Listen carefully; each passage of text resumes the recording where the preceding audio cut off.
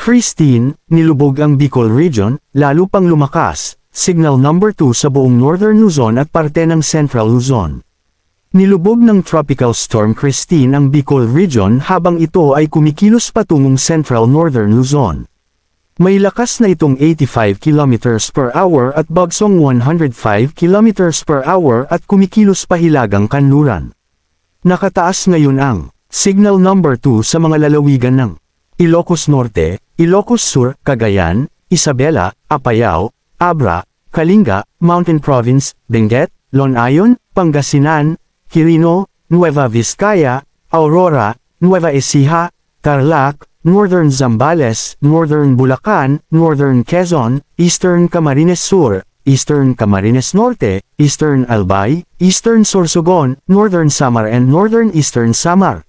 Samantala nakataas naman ang signal number 1 na sa Metro Manila, buong Calabarzon, rest of Central Luzon, rest of Bicol Region, buong isla ng Mindoro, rest of Eastern Visayas, buong Panay Island, Northern Negros Occidental, Northern Negros Oriental, Hilaga at Gitnang Cebu, at Bohol.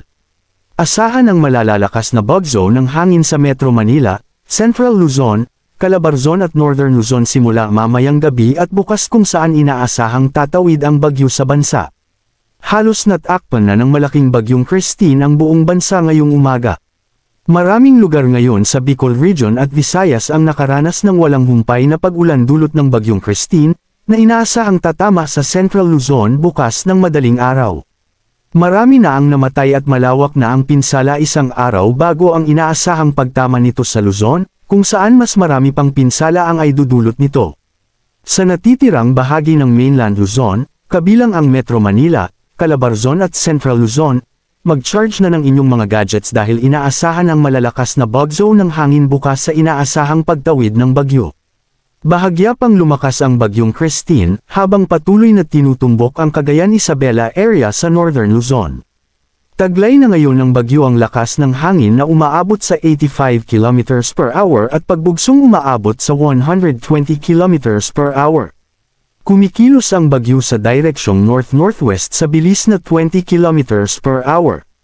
Kung mapapanatili ang kasalukuyang pagkilos, inaasahang magla-landfall na ang bagyo sa bahagi ng Cagayan Isabela area mamayang gabi at posible pa itong lumakas bilang isang severe tropical storm category.